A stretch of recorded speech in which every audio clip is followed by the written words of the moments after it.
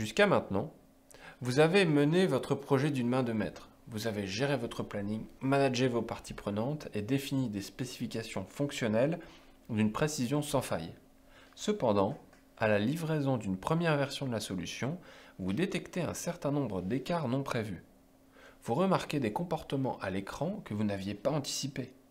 Vous êtes vraiment déçu. Pourtant, ces constats sont tout à fait normaux dans le cadre d'un projet. Et cela même si le travail réalisé en amont est de qualité. Avoir une organisation structurée de phases d'analyse et de test est donc primordial. Pour parvenir à la solution la plus conforme à vos attentes et la plus fonctionnelle possible, vous devez engager plusieurs actions. Traditionnellement, les phases de recette étaient lancées lorsqu'une version de la solution définitive était disponible. Ces moments concentraient tous les symptômes de l'effet tunnel en gestion de projet. En effet, depuis la diffusion du cahier des charges, la visibilité du chef de projet était réduite. Les allers-retours avec les développeurs étaient rares jusqu'à la livraison d'une version testable de la solution.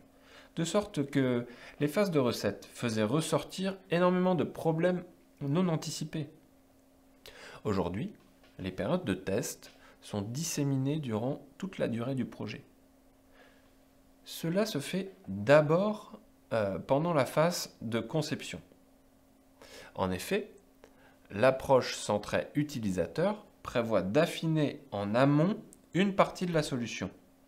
Dès que vous avez des interrogations significatives sur votre solution, vous pouvez questionner vos utilisateurs sur des maquettes et sur des prototypes. Vous pouvez demander la transition entre la home page et la page produit est-elle suffisamment claire? Dans le formulaire d'inscription, entrer une date de naissance est-il dissuasif? L'ordre des informations sur cette page est-il suffisamment logique? Ces tests utilisateurs ne se substituent en aucun cas aux phases de recette classiques. Néanmoins, ils permettent de réduire le nombre de surprises déconcertantes qui peuvent apparaître lors des tests fonctionnels ou métiers. Très souvent, pendant toute la durée du projet, vous détectez des zones de flou. Si vous intégrez cette volonté de tester le plus souvent et le plus rapidement possible, vous trouverez le moyen de vous rassurer. Vous éviterez la concentration du risque pendant cette phase de recette. Lorsque beaucoup de temps et d'énergie et souvent de passion auront déjà été consommés. Lotir son projet, c'est-à-dire le subdiviser en grandes phases de développement, est aussi un moyen de répartir les recettes sur toute la durée. Enfin, pour éviter l'effet de tunnel, le chef de projet doit assurer une proximité avec l'équipe de développeurs.